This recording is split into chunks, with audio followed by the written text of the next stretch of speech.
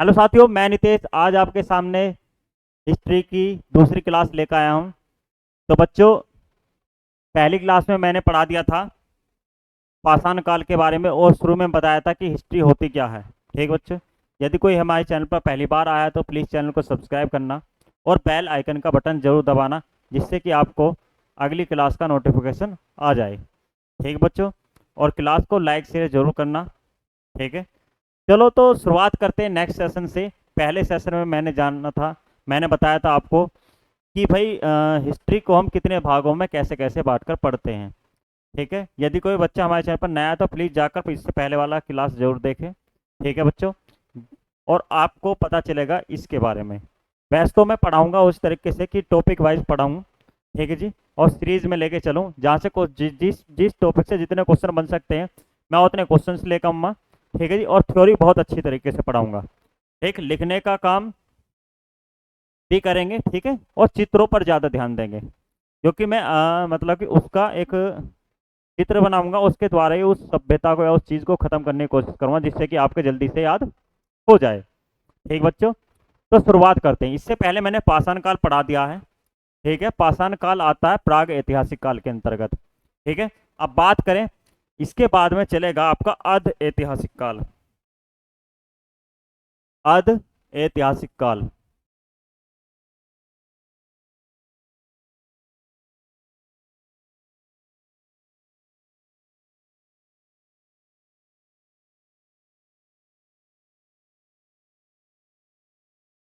ये हिस्ट्री की दूसरी क्लास है बच्चों। ठीक, अर्ध ऐतिहासिक काल। अर्ध ऐतिहासिक काल में मैंने बताया था आपको इसमें क्या चीज आती है। इसमें आती है आपकी सिंधु सभ्यता।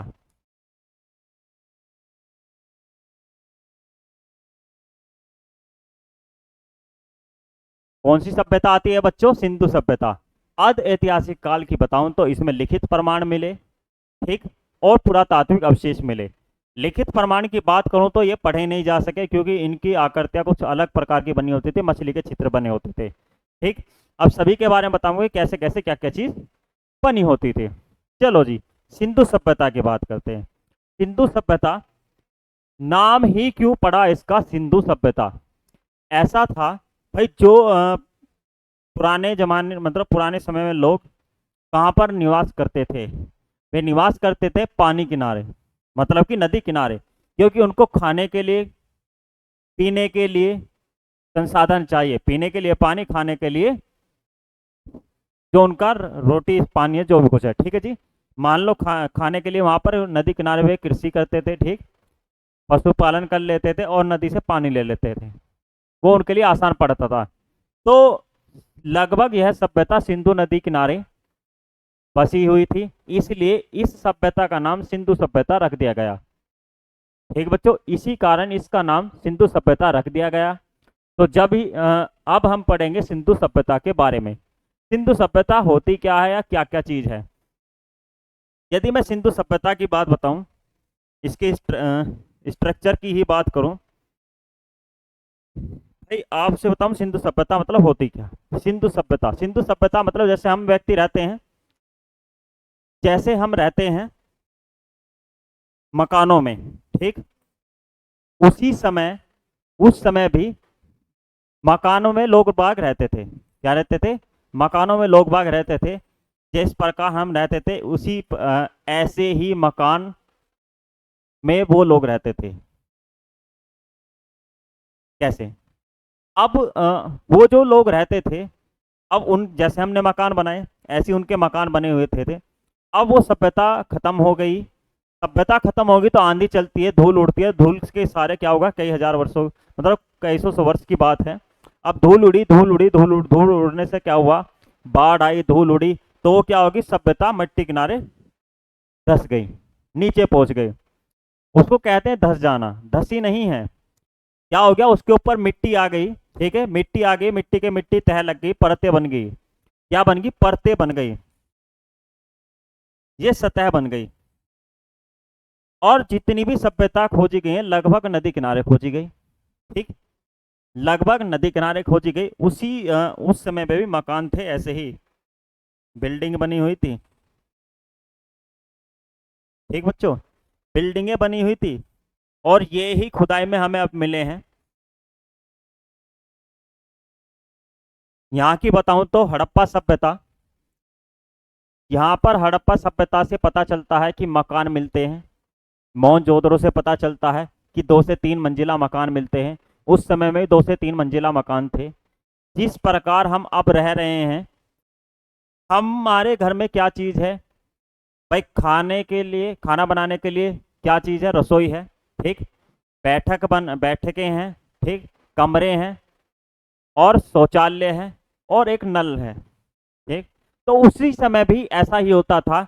2 से 3 मंजिला मकान होते थे और 3 से 4 कमरे होते थे, बैठक होती थी, रसोई होती थी और एक कुआं होता था। ये सारी व्यवस्था उस समय में भी थी। बस उस समय क्या नहीं थी? उस समय बिजली नहीं थी।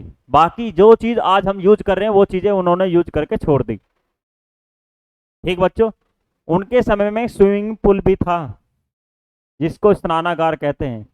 बहुत से बच्चों ने अभी 2 से 4 साल से अभी देखा होगा कि स्विमिंग पूल भी होता है, फिल्मों में देखा, लेकिन वो स्विमिंग पूल में नहाते थे। मतलब कि वो सभ्यता ये सारी चीज करके चली गई। अब उस सभ्यता के बारे में जानेंगे कि वो सभ्यता, मतलब वो सभ्यता कहाँ कहाँ पर वास करती है, कैसे कैसे उसके प्रमाण मिले हैं। अब उसके प्रमाण मिलेंगे किसको? वैज्ञानिकों को। कौन होंगे? पुरातत्व विभाग के वैज्ञानिक। अब ऐसे ही एक व्यक्ति थे, चार्ल्स मेसन। चार्ल्स मेसन नाम के व्यक्ति थे। सन 1826 की बात है। कहीं कहीं बुकों में इसको 42 लिखा गया, 1842। ठीक। 1826 की बात है। एक व्यक्ति थे चार्ल्स मेसन।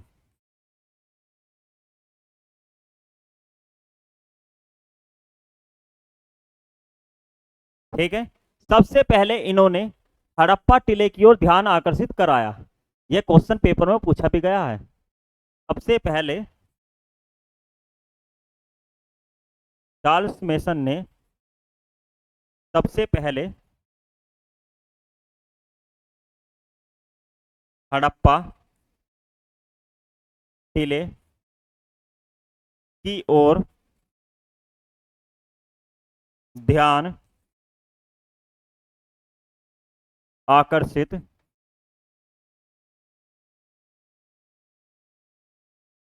कराया। ठीक बच्चों, अब क्या हुआ? ये जूनियर वैज्ञानिक थे।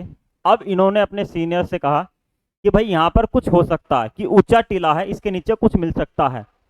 अब जब वे भूगर्भ वैज्ञानिक बने हैं तो उनको अंदाजा होगा कि वहां पर नीचे कुछ होगा, पुरानी सभ्यताएं होंगी या पुराने जमाने में कोई व्यक्ति रहते थे तो वो कहाँ पर रहते थे, कैसे कैसे रहते थे, वो खोजबीन करते रहते थे। तो उसको अनुमान हुआ कि उस टीले के नीचे, मतलब उस मिट्टी के नीचे कुछ हो सकता है। अब सीनियर तो सीनियर होता है, वो जूनियर की बात नहीं मानता। तो उस समय उनकी बातें नहीं सुनी गई। बात नहीं सुनी गई तो उसके बाद में क्या हुआ? सन 1853-56 की बात है।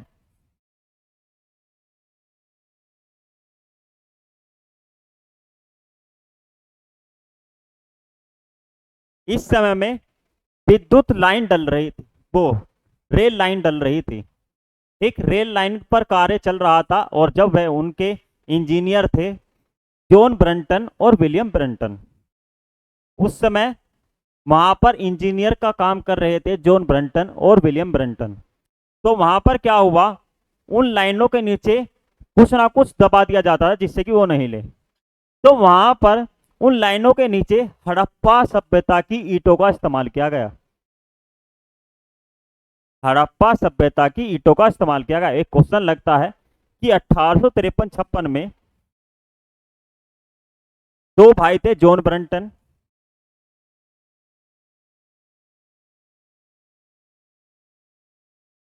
और विलियम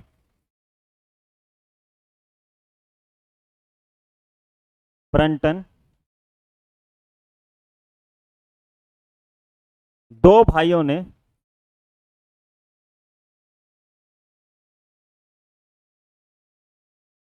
हड़प्पा सभ्यता की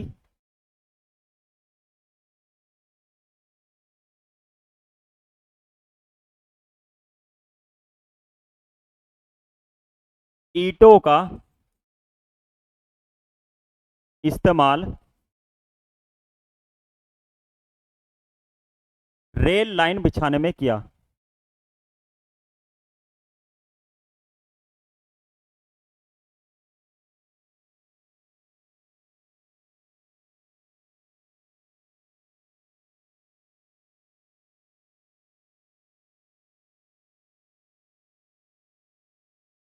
ये क्या थे? ये इंजीनियर थे।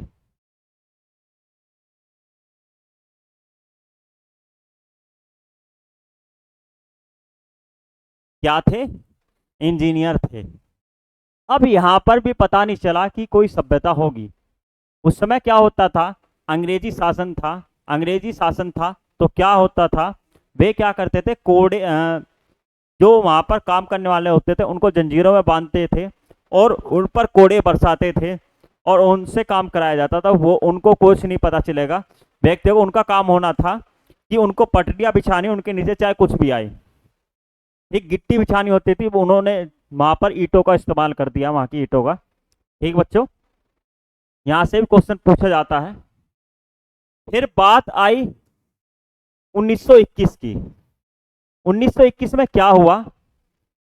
1921 में हड़प्पा सभ्यता की खुदाई हुई और खुदाई होनी स्टार्ट हो गई। ऐसी कालक्रम चलता रहा। कालक्रम जब चलता रहा तो उसको देखते हुए अब एक स्ट्रक्चर तैयार होता है। आपसे पूछा जाता है सिंधु सभ्यता का सबसे उत्तरी स्थल कौन सा खोजा गया? तो मैं आपके सामने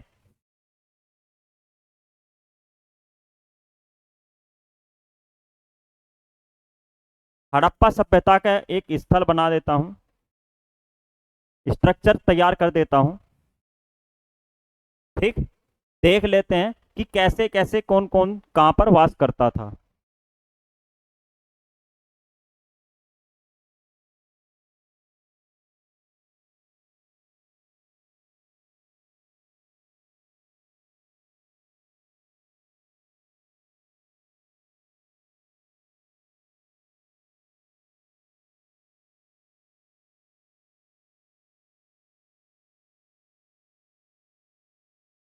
ठीक बच्चों, अब इनके बारे में जानते हैं।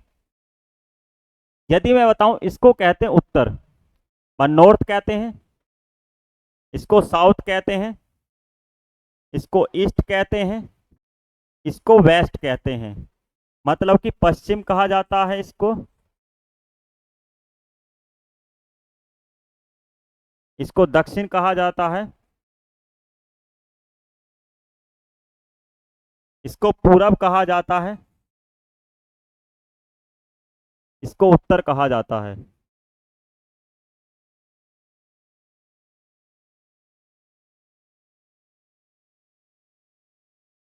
अब कुछ बच्चे बोर हो रहे हैं कि ये तो हमको पता है, उत्तर किसे कहते हैं, पूरब किसे कहते हैं, दक्षिण किसे कहते हैं, इसे लिखना। लिख रहे हैं बच्चों, जब तक नोट्स नहीं बनेंगे ना सही से, जब तक याद भी नहीं होगा। अब क्वेश्चन कैसे लगता है? पूछा जाता है कि सिंधु सभ्यता का स्थल बताइए, उत्तरी स्थल बताइए, पूर्वी स्थल बताइए, पश्चिमी स्थल बताइए, दक्षिणी स्थल बताइए, कौन सा था? तो हम पढ़ रहे हैं सिंधु सभ्यता के स्थल।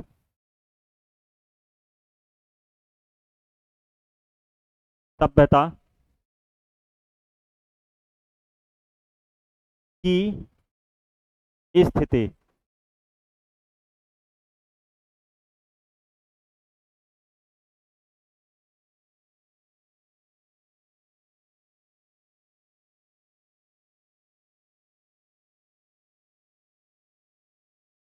ठीक, यदि मैं आपको बताऊं कि पूर्वी स्थल कौन सा था, पूर्व की स्थल की बात करूं तो एक पूर्वी स्थल था जिसका नाम था मांडा।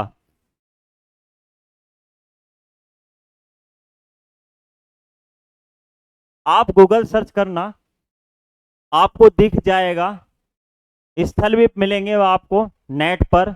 इमेज सर्च करना, इमेज भी दिखेगी आपको कि कैसे कैसे स्थल रहे हैं, सिंधु सभ्यता कैसी थी, मोहनजोदड़ो कैसा था, हड़प्पा कैसी थी, ये सारी चीजें दिखेंगी। ठीक बच्चों, और मैं दिखा रहा हूं, एक स्थल था उत्तर में मांडा। ठीक, अब ये मांडा कहां पर पड़ता है इसकी बताऊं तो ये पड़ता है अखनूर जिले में। कहां पर? अखनूर जिले में पड़ता है आपका।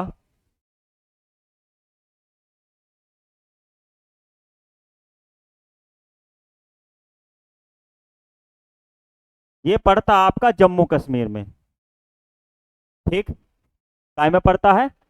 जम्मू कश्मीर में। जम्मू कश्मीर पड़ता है, कौन सी नदी किनारे स्थित है?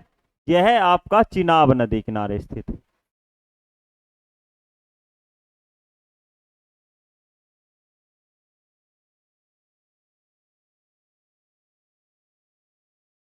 यह प्रश्न कई बार आ चुका है एग्जाम में। ठीक, उत्तर में पता चल गया, उत्तर में मांडा है, चिनाब नदी किनारे, अखनूर जिला, जम्मू कश्मीर में।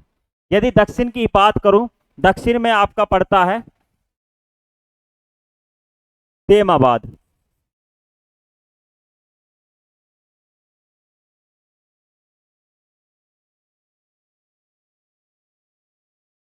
ठीक बच्चों, देमाबाद।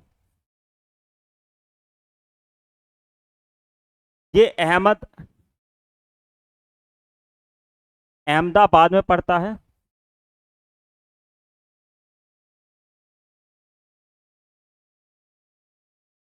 ठीक, नदी कौन सी है? नदी है आपकी गोदावरी नदी।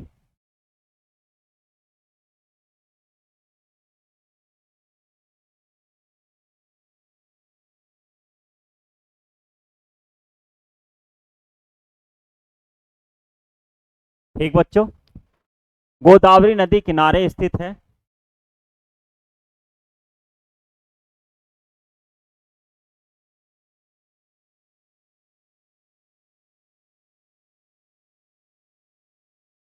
चलो अब पूरब की बात करते हैं। नोट्स बनाना प्रॉपर, चित्र चित्र में ही सोल्व हो जाएगा, याद हो जाएगा। पूरब की बात करूं, पूरब में पड़ता है आपका आलमगीरपुर। कौन सा पड़ता है? आलमगीरपुर।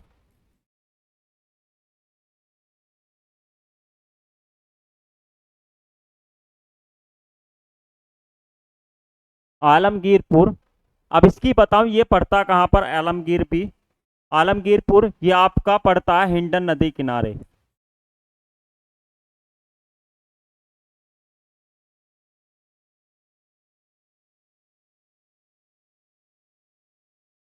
ठीक, हिंडन नदी किनारे स्थित है। और कहां पर पड़ता है? मेरठ में।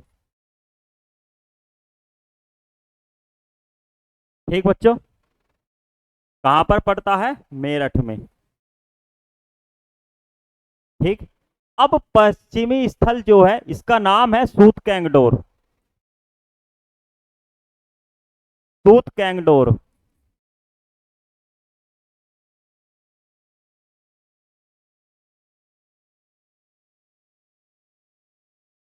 ठीक बच्चों, सूत कैंगडोर की बताऊं तो सूत कैंगडोर पड़ता है आपका दासक नदी किनारे,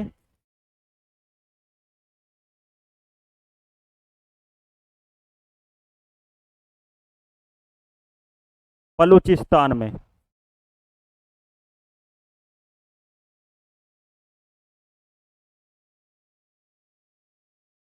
ठीक बच्चों, ये आपके सामने एक सिंधु सभ्यता के बारे में बता दिया मैंने कि उत्तर में पड़ता है मांडा, अखनूर जिला, जम्मू कश्मीर में, चिनाब नदी किनारे। दक्षिण में देमाबाद, अहमदनगर या अहमदाबाद में पड़ता है आपका गोदावरी या प्रवरा नदी किनारे।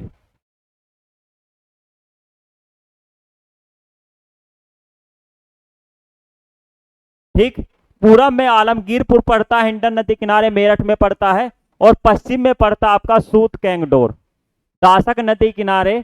और यह पड़ता कहां पर? बलूचिस्तान में। ठीक बच्चों, इतना समझ में आया?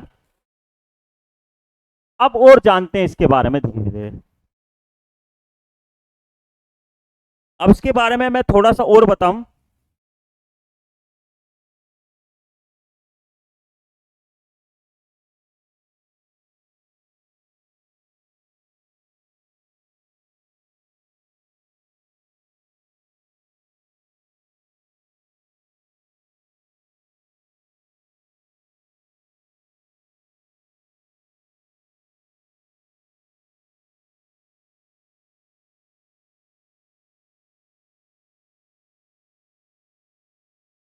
अब इसके लंबाई चौड़ाई जानते हैं।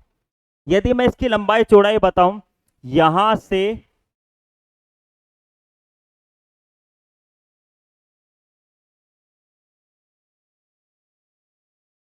यहां तक 1400 किलोमीटर, 1400 किलोमीटर।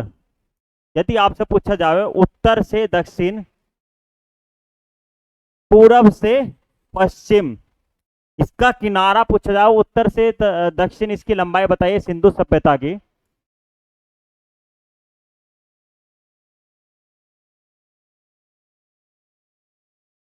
स्थिति देख रहे हैं हम इसकी। ठीक, उत्तर से दक्षिण 1400 किलोमीटर है।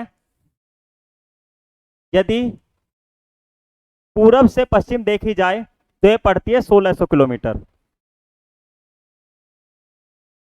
पूरब से पश्चिम ये पड़ती है आपकी 1600 किलोमीटर। ठीक, यदि इसका समुद्री किनारा देखा जाए, ये जो है ये आपका 1300 किलोमीटर है। क्या है ये? समुद्री किनारा।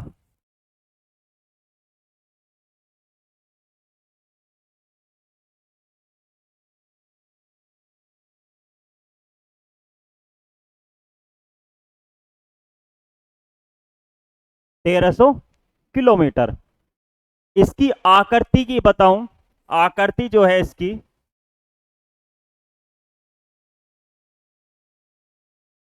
त्रिभुजाकार है।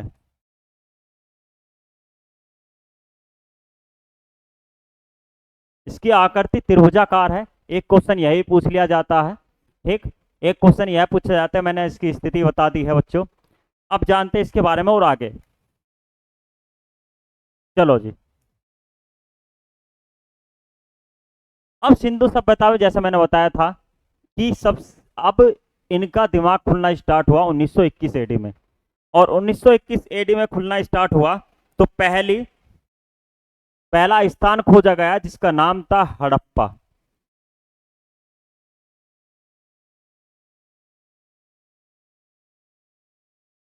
यदि इससे पहले भी एक चीज और बताऊं मैं आपसे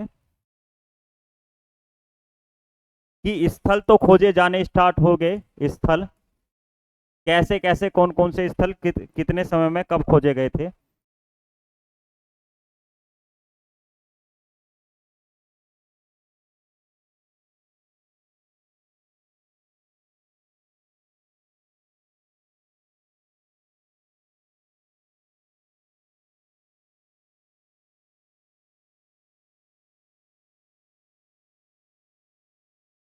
स्थल की बताऊं तो मैं, स्वतंत्रता से पहले कितने स्थल खोजे गए, स्वतंत्रता के बाद कितने स्थल खोजे गए। स्वतंत्रता से पहले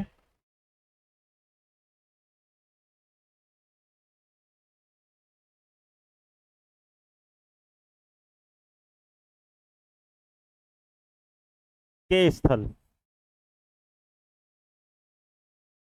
ठीक बच्चों, यहां पर है स्वतंत्रता से के बाद के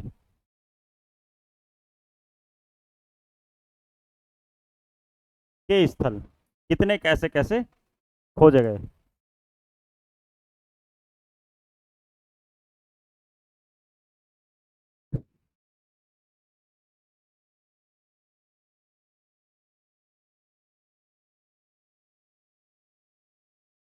ठीक, यदि मैं बताऊं स्वतंत्रता से पहले तो 40 स्थल खोजे गए थे। ठीक, जब देश आजाद हो गया था, ठीक, उससे पहले, ठीक जी, और उसके बाद की बात करूं, अब लगभग 1400 प्लस स्थल खोजे जा चुके हैं और खोज अभी भी चल रही है। खोज अभी भी चल रही है। अब खोज अभी भी चल रही है तो और जानते हैं इनके बारे में। तो सबसे पहले मैंने बताया था कौन सी स्थिति ढूंढी गई, 1921 एडी में हड़प्पा।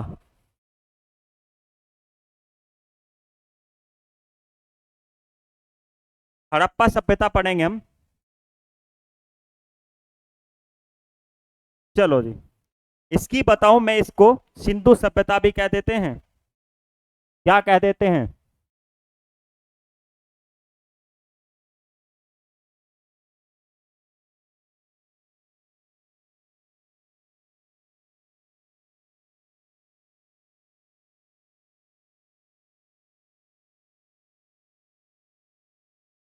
सिंधु सभ्यता। ठीक। अब इसकी बताऊं, इसके बारे में मैंने बताया आपको, छोटी छोटी बातें जानेंगे। सबसे पहले इसकी खुदाई कब हुई? यहां से क्वेश्चन लगता है, इसकी खुदाई कब हुई? इसकी खुदाई 1921 एडी में हुई। कब हुई? 1921 एडी में हुई। और किसने करवाई? इसके थे राय बहादुर दयाराम साहनी। ठीक। इनके जो सहायक थे,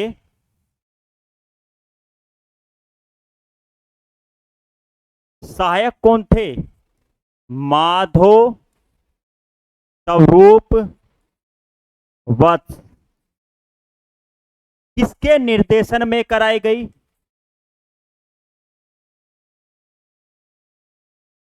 ठीक। यह जॉन मार्शल के निर्देशन में कराई गई।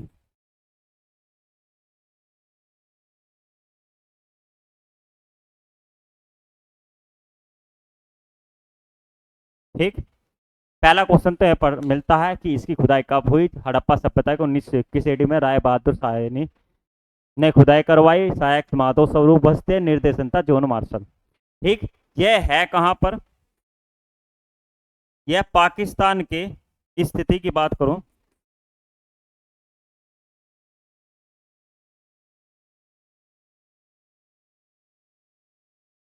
पंजाब प्रांत में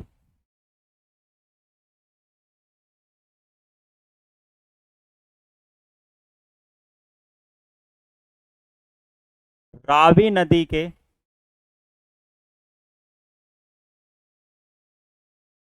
बाएं तट पर स्थित है।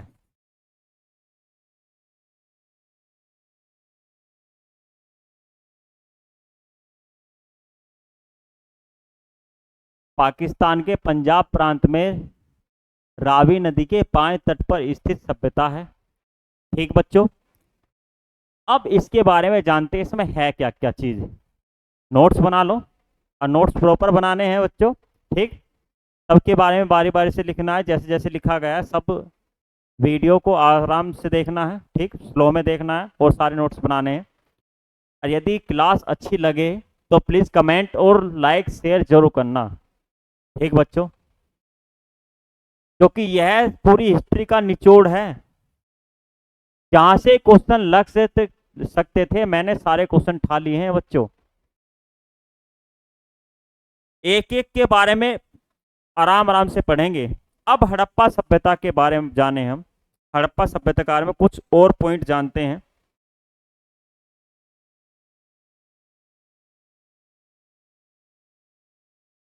सबसे पहले यह अर्ध ऐतिहासिक सभ्यता के अंतर्गत आया।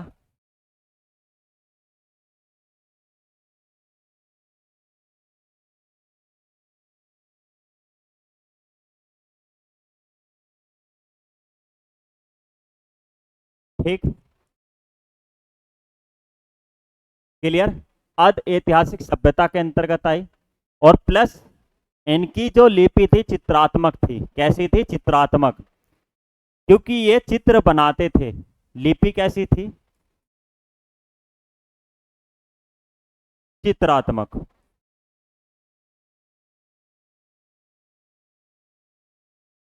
ठीक। नेक्स्ट, इनकी लिपि चित्रात्मक थी। प्लस अब चित्र किस चीज के बने होते थे? चित्र जो मछली के बने होते थे। किसके? मछली के। क्लियर। मछली बनी होती थी, ज्यादातर मछलियां पाई गई हैं बनी हुई। ठीक। और इनके लिखने का तरीका कैसे था? ये दाएं से बाएं और बाएं से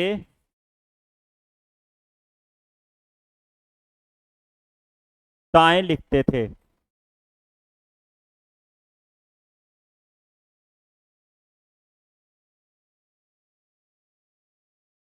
जैसे हम लिख रहे हैं ना, यहां से लिखे फिर यहां से शुरुआत करी, यहां से शुरुआत करी।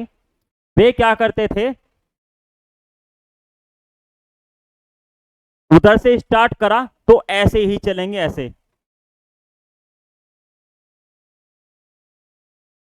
ठीक, इस प्रकार लिखते थे। और इसकी बताऊं मैं आपको और कुछ पॉइंट जो इसके फैक्ट हैं, बहुत अच्छे अच्छे फैक्ट हैं। यहां से यदि मैं बताऊं, एक सात्विक चिन्ह मिला है।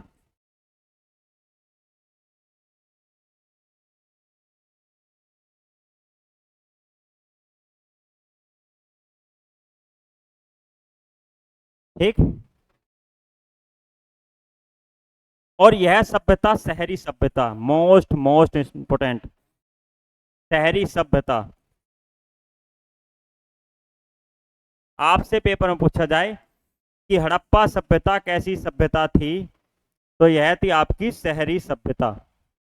कैसी थी? शहरी सभ्यता। ये इंपोर्टेंट फैक्ट्स हैं बच्चों, इनको ताल लो। ठीक, शहरी सभ्यता थी। चलो बच्चों, देखते हैं फिर आगे। तो बच्चों, नोट्स तो प्रॉपर बनाना और बिल्कुल इनको ऐसे ही याद करने हैं, ठीक है।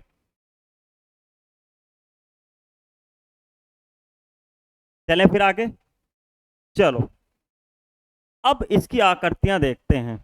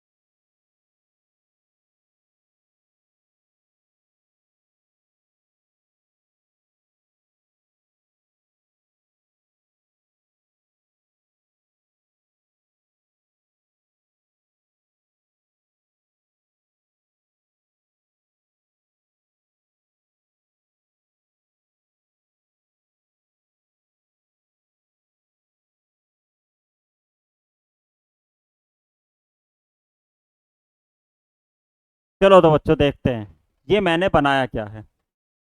जो सभ्यताएं हैं वे टीलों में बसती थी, टीलों पर बसती थी, जिससे कि बाढ़ आए और इनको ना बहा के ले जाए। ठीक, या कोई मतलब स्थिति ऐसी ना बने जिससे कि उनका नुकसान हो। राजा ऊपरी टीले पर वास करता था। राजा ऊपरी टीले पर वास करता था। ठीक बच्चों, ये टीले ऐसे बनाए गए हैं। इस टीले का नाम था पश्चिमी टीला,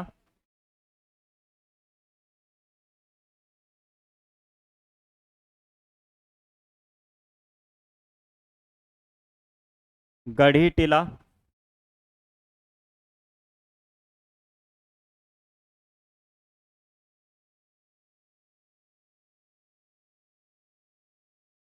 दुर्ग टीला,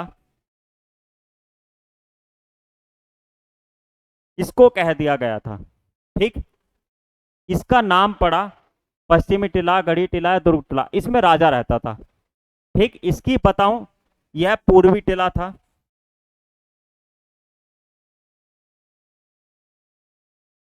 ठीक, इसमें जनता वास करती थी।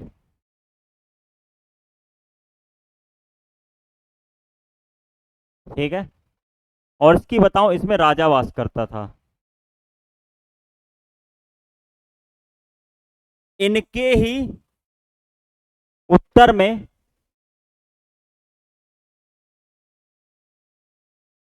और एक दक्षिण में,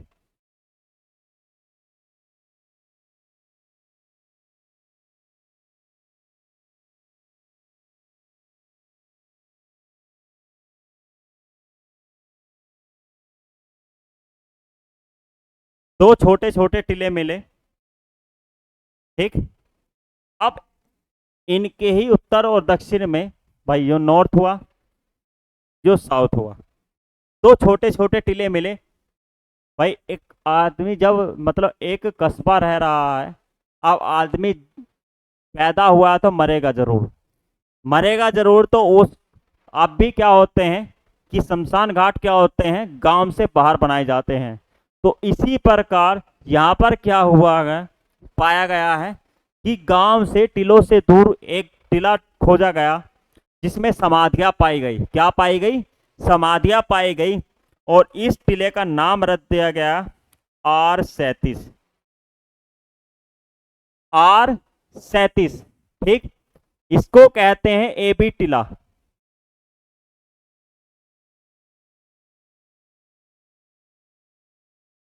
ठीक, इसको F टीला भी कह देते हैं।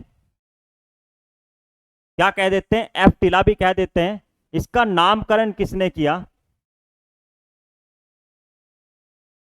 इसका नाम करा था जॉन मार्शल ने।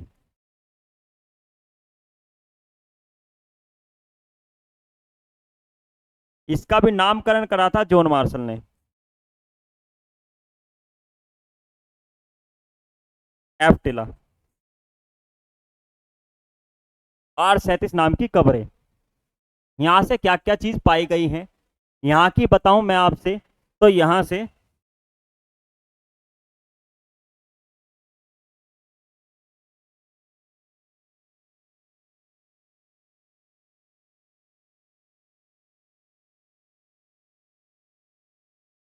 यहां से एक तांबे की इक्का गाड़ी मिली है।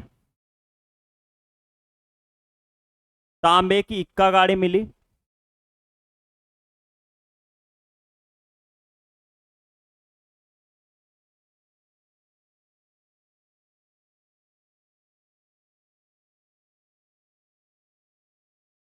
ठीक है। सर्वाधिक अभिलिखित मोहरें मिली हैं। मोहरें मिली हैं। क्या मिली है? मुहरें मिली हैं।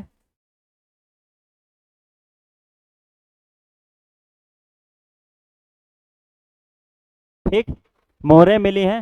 और एक बताऊं मैं आपको, यहां से ही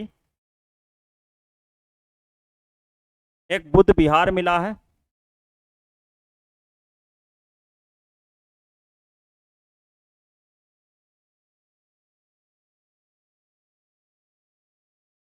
ठीक, इस सभ्यता से ही एक बुद्ध विहार मिला। और यहाँ की सबसे बड़ी कॉलोनी, सबसे बड़ी कॉलोनी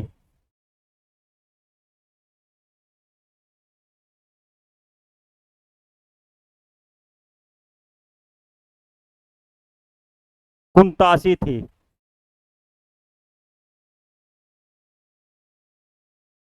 कौन सी थी? कुंतासी।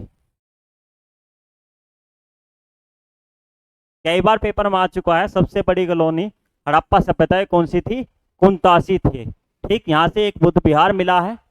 और यहाँ से जो बाकी चीजें मैंने बता दी है इसमें। तांबे की इक्का गाड़ी मिली है।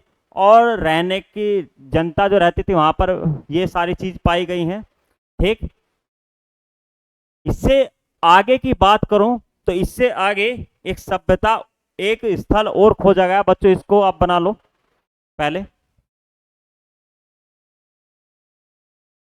ये हड़प्पा टीला है।